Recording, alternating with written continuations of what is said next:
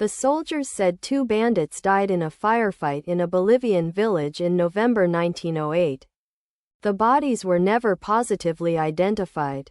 Their families said they came home. And a woman who claimed to be the outlaw's sister swore he visited her porch in 1925. Gray-haired and quiet, and asked her not to tell anyone. This is a story about 2 men who were very good at one thing. And couldn't stop doing it even when stopping was the only way to survive. Their names were Robert Leroy Parker and Harry Longabaugh. The world knew them as Butch Cassidy and the Sundance Kid.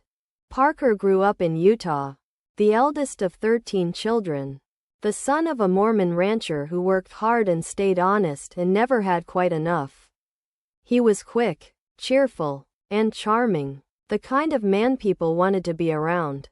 And somewhere in his 20s he decided that the fastest route out of poverty ran through other people's cattle herds and bank vaults. He was good at it.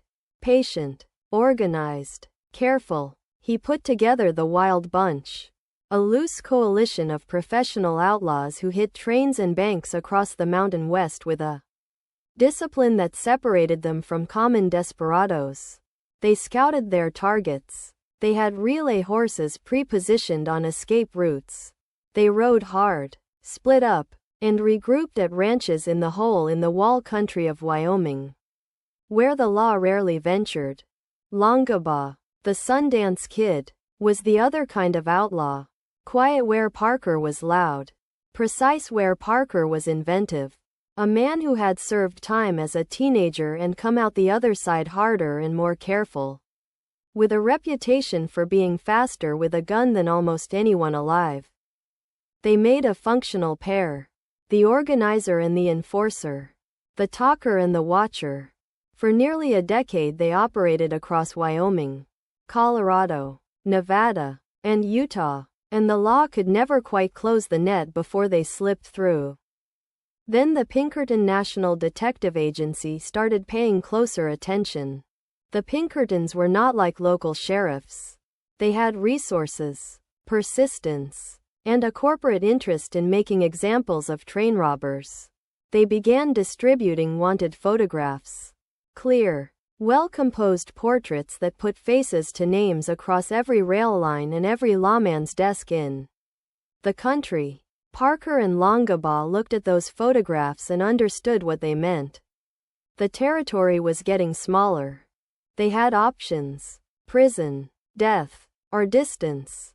They chose distance. In 1901, they sailed for South America with a woman named Etta Place, Longabaugh's companion, and arrived in Buenos Aires with enough money to try something different.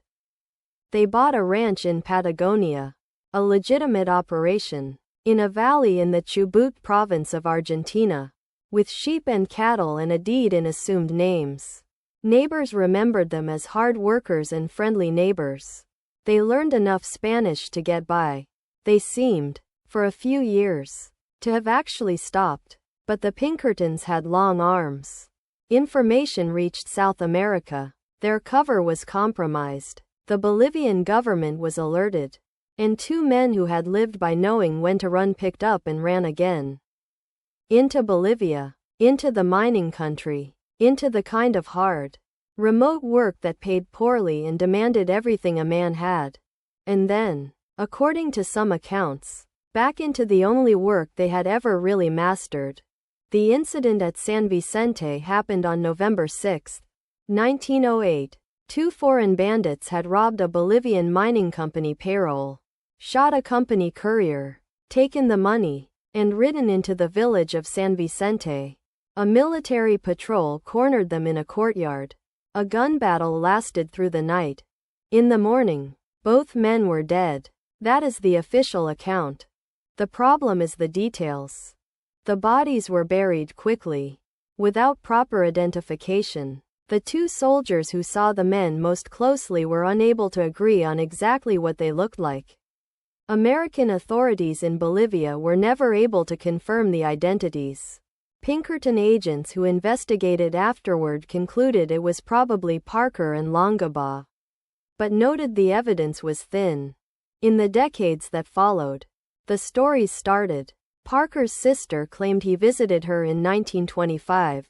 A woman in Utah gave a detailed account of a reunion with her uncle that she said occurred after the war. Researchers in the 1990s located what were believed to be the graves at San Vicente and exhumed the remains.